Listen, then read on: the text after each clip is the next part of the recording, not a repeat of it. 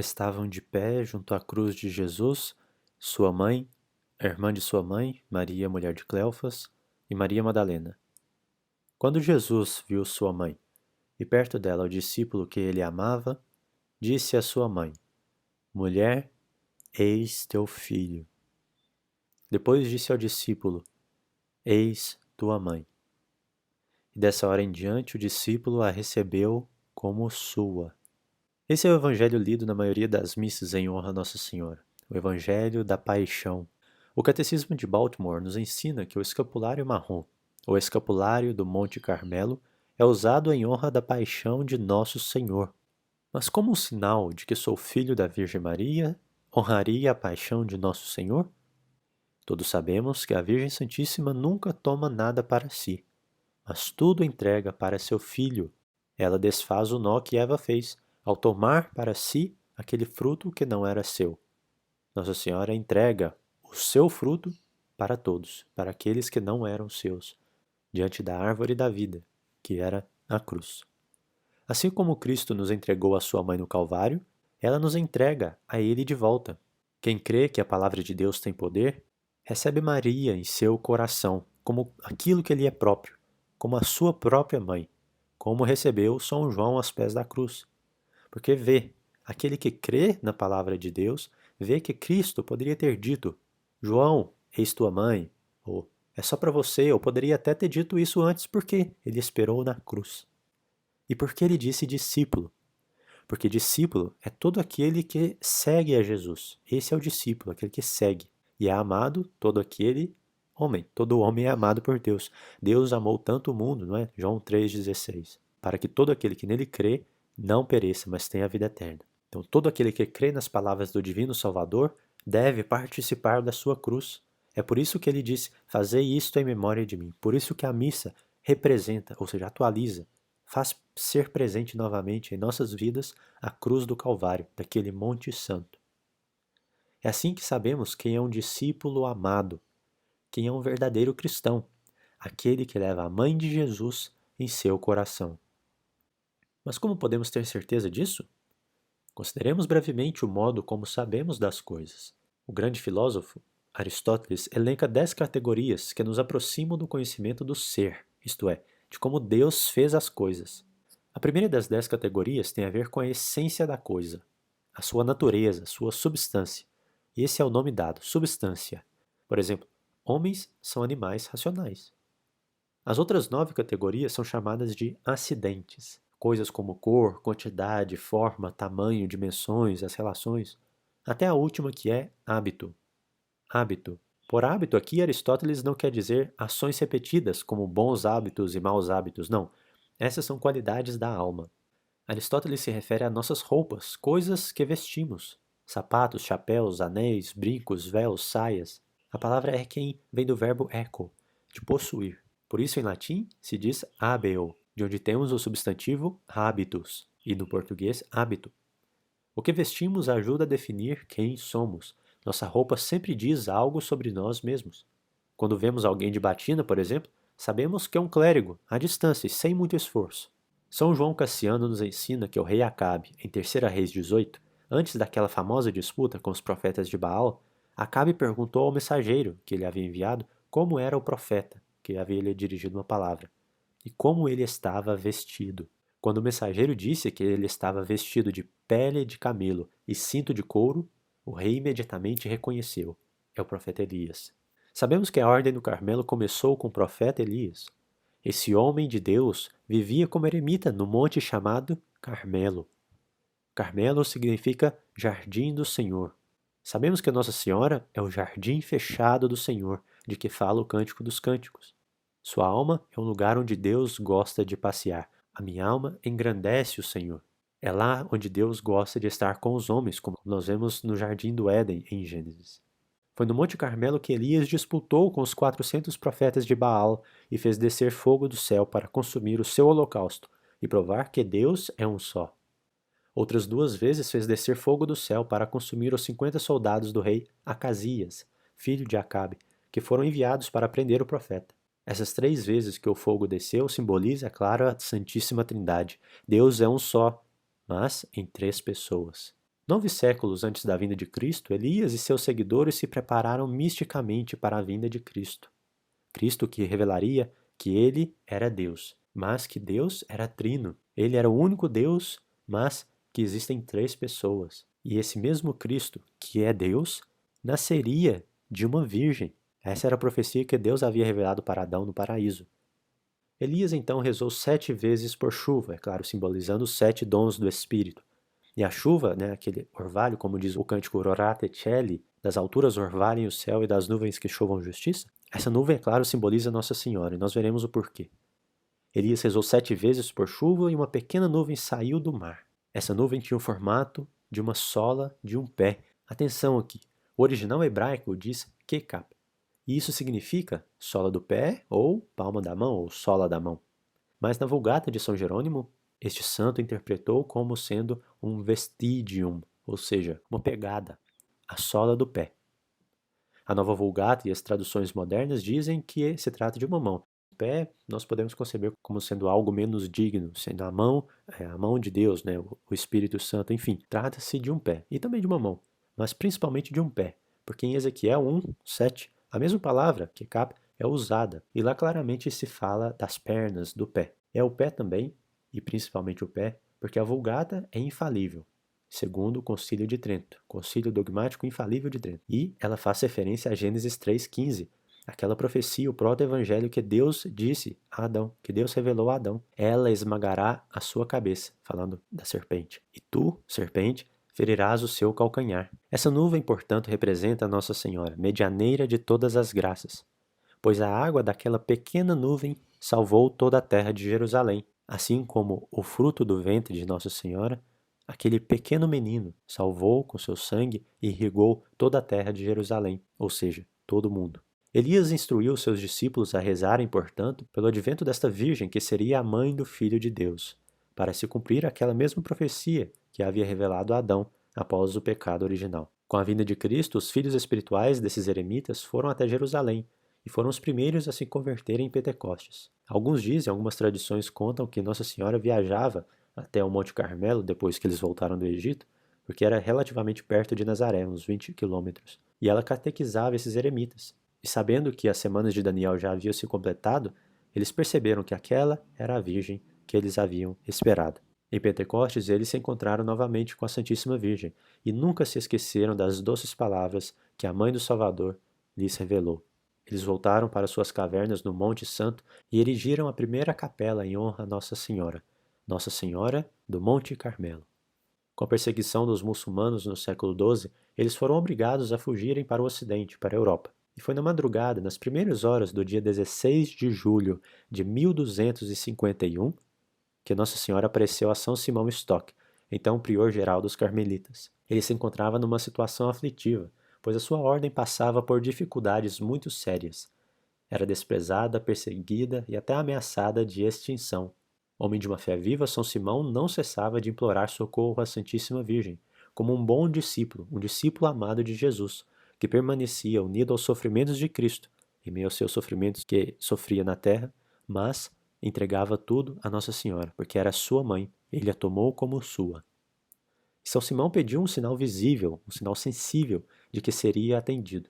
Nossa Senhora apareceu-lhe vestida com o hábito do Carmelo, trouxe do céu o santo escapulário e dirigiu-lhe estas palavras: Recebe, filho diletíssimo, o escapulário de tua ordem, sinal de minha confraternidade, privilégio para ti e para todos os carmelitas. Todos os que morrerem revestidos deste escapulário não padecerão o fogo do inferno. É um sinal de salvação, refúgio nos perigos, aliança de paz e pacto para sempre. Então veja que a promessa de Nossa Senhora não é apenas para os carmelitas. Todos os que morrerem revestidos deste escapulário não padecerão o fogo do inferno. Por isso ela diz, é um sinal de salvação, refúgio nos perigos. E ela não disse refúgio nos perigos apenas espirituais. Logo, também para os nossos perigos temporais, como nós veremos a seguir os milagres operados pelo escapulário. É uma aliança de paz. Jesus mesmo prometeu, eu vos dou a paz como o mundo não dá.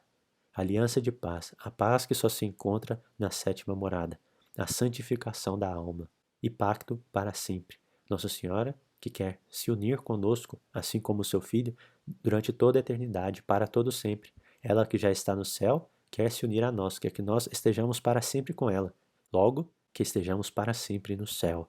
Nada mais importa na nossa vida, senão esse fim último. Este bem que se nós o perdermos, nós perdemos todos os bens.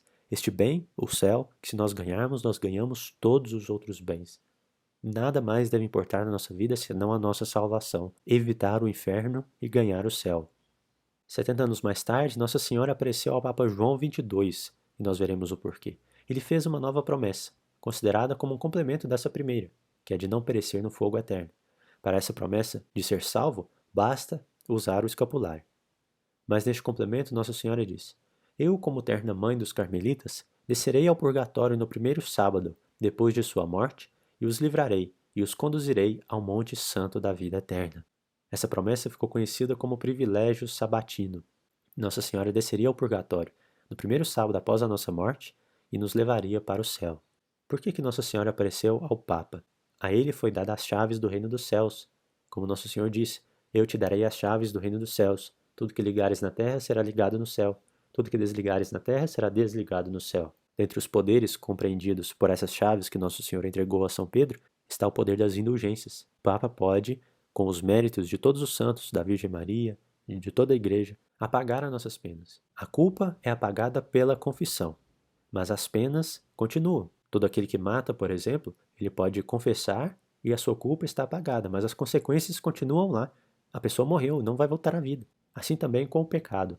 Nossas culpas são perdoadas, porém, as penas devem ser pagas, ou nesta terra, ou no purgatório. Por isso, João 22 estabeleceu condições para que essa indulgência fosse aplicada. Como Nossa Senhora prometeu, ela será aplicada no primeiro sábado após a morte. E as condições, segundo o Papa, são usar o escapulário durante toda a vida, observar a castidade segundo o seu estado de vida, e terceiro, recitar as pequenas horas da Virgem Maria, também conhecida como ofício parvo da Virgem Maria. Atenção, não é o ofício da Imaculada, este é outro ofício, ofício parvo. E se eles não soubessem ler, que se observe os dias de jejum da igreja e se abstenham de carne às quartas e sábado, exceto o Natal. São 3 condições: usar o escapulário, observar a castidade e rezar o ofício parvo, ou se abster de carne às quartas e sábado, já que na sexta-feira já tem abstinência, então está subentendida a abstinência da sexta.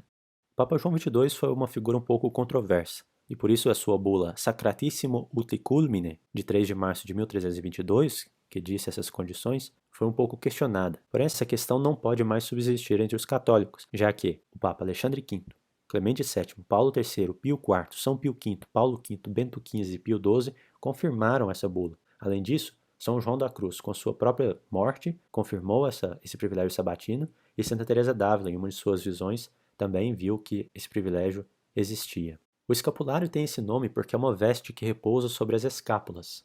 Inicialmente era uma veste de trabalho usada pelos eremitas, mas logo ela deixou de ser apenas uma veste de trabalho e virou um símbolo daqueles eremitas. Virou o símbolo da Ordem do Carmelo. Posteriormente, muitas outras ordens religiosas passaram a usá-la. A Igreja viu nisso também um benefício para os leigos, todos aqueles que morrerem.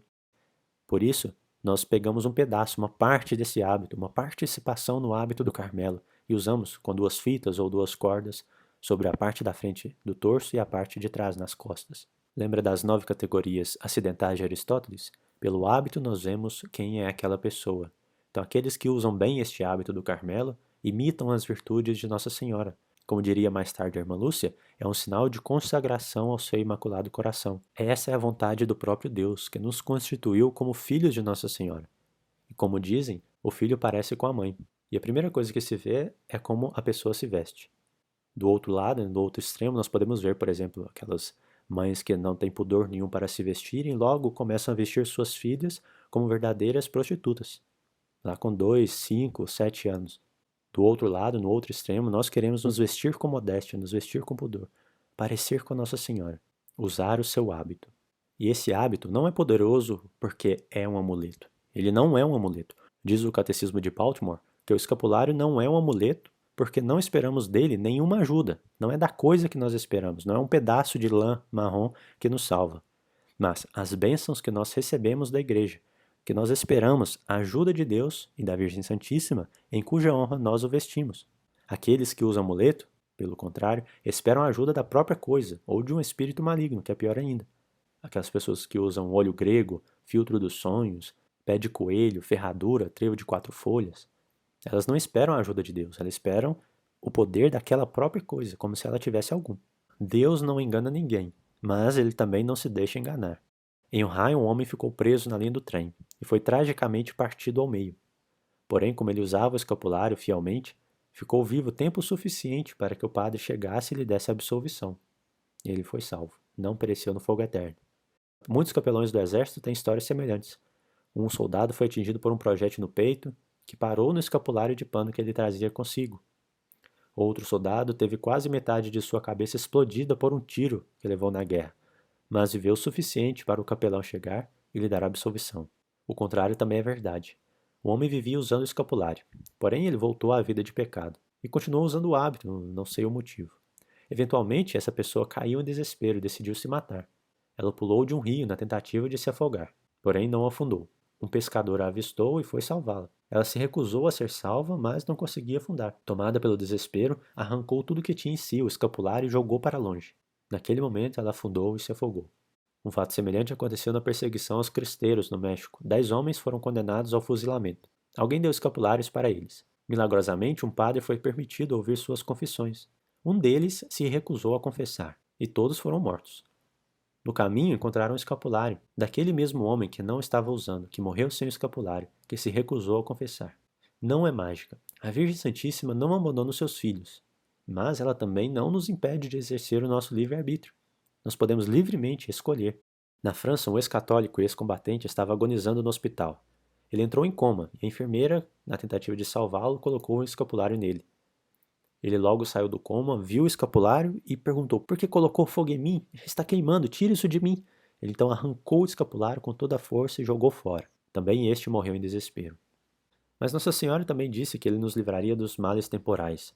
Na década de 50, um incêndio começou numa vizinhança na Alemanha.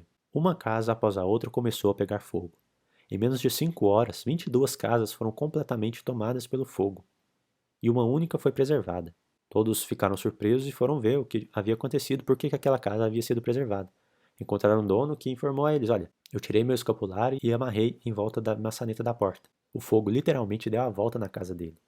Em 1845, o navio inglês estava cruzando o Atlântico. Estava prestes a ser engolido por um furacão. Um irlandês estava a bordo, e, inspirado pelo Espírito Santo, retirou seu escapulário e o jogou contra as ondas. No mesmo instante, a tempestade passou, e a próxima onda trouxe o escapulário de volta. Havia nesse navio protestantes a bordo, que testemunharam o acontecimento. Esses, é claro, pararam de ser protestantes. Um padre também estava rezando missa quando um louco entrou e começou a atirar. Os leigos tomaram conta da situação e o padre continuou celebrando a missa. Todos acharam então que ele havia errado o alvo. Mas quando o padre foi retirar as vestes, ele viu o projétil enterrado no seu escapulário. Esse hábito é também um pacto para a vida eterna. Um santo religioso estava se aplicando a disciplina e deixou o hábito cair. Seu escapulário caiu no chão. E logo foi pegar e o demônio apareceu para ele. E tentou persuadi-lo para não colocar de volta. "Tire essa coisa, tire-o daí. Esse hábito que rouba tantas almas de nós." O demônio foi obrigado ali a confessar que havia 3 coisas que ele temia: o Santíssimo Nome de Jesus, o Santo Nome de Maria e o escapulário de Nossa Senhora. Em 13 de outubro de 1917, Nossa Senhora apareceu com São José e o menino Jesus para abençoar o mundo. A sua última aparição foi usando o hábito do Carmelo, segurando o escapulário enquanto acontecia o milagre do sol, o maior acontecimento, o maior fato extraordinário depois da ressurreição de Nosso Senhor. Perguntada depois por um padre, quando eu já era religiosa, a irmã Lúcia explicou: Nossa Senhora segurava o escapulário em suas mãos porque queria que todos nós o usássemos. Ele é o sinal de consagração ao seu imaculado coração. É verdade que um papa autorizou usar-se a medalha no lugar do escapulário de lã para aqueles que era impossível trazer o escapulário de pano, mas é preferível usar o de pano. Pode ser também aquele envolto com plástico, mas para imposição tem que ser um de pano com a fórmula correta. Para imposição tem que ser com a fórmula correta e o de pano. Não basta abençoar o escapulário, nem basta colocá-lo. Se você já usa o escapulário ou se alguém abençoa o escapulário e você passou a usá-lo, peça a um padre, eu vou colocar aí na descrição do vídeo, a bênção traduzida para o português, a bênção que consta no ritual romano de 1962. Não se trata de um sacramento, então ele pode ser repetido. Se você está em dúvida se recebeu ou não a imposição, peça para recebê-la novamente. Agora, se você já recebeu a imposição, tem certeza que recebeu, e seu escapulário arrebentou, você perdeu ele, qualquer coisa, você basta comprar outro ou fazer outro e colocá-lo. Não precisa abençoar o escapulário, nem precisa receber a imposição novamente. Essa imposição é feita uma vez, porque você é admitido na confraria do Carmelo. Então, essa fórmula nos faz participantes das penitências e das orações dos carmelitas, o que não é nada ruim, não é mesmo? E por isso que o padre deve impor uma penitência, né? Uma pequena penitência, 3 Ave-Marias, uma Salve Rainha. Nós participamos dessa família do Carmelo. E há inclusive várias indulgências plenárias, né, para aquele que recebe. No dia da recepção, da imposição, na festa de Nossa Senhora do Carmo, Santa Teresinha, Santa Teresa, São João da Cruz, São Simão Stock, enfim, é claro, com as condições habituais. Morrer, portanto, com o escapulário é um sinal certo da salvação. Das duas, uma: ou a pessoa estará arrependida de seus pecados pela graça de Deus, obtida por Nossa Senhora, fará ali uma contrição perfeita, ou receberá um padre para absolver seus pecados, ou então a pessoa, por sua própria vontade, porque viveu errado, viveu no pecado, não vestiu com a alma o hábito de Nossa Senhora, morrerá impenitente e em desespero, e se rebelará e retirará ali, como aconteceu em vários casos, o escapulário, mostrando que ele realmente não aceitou a palavra de Deus, não se uniu à sua mãe, Nossa Senhora, não tomou a cruz de Cristo, não esteve de pé junto ao Calvário e não tomou Nossa Senhora como sua, como aquilo que ele era próprio. Porque quando Jesus viu sua mãe e perto dela o discípulo amado, ele disse à sua mãe: Ecce filius tuus, eis teu filho. Depois disse ao discípulo: Ecce mater tua, eis tua mãe. E daquela hora em diante, o discípulo amado a recebeu como sua. Ave Maria Puríssima.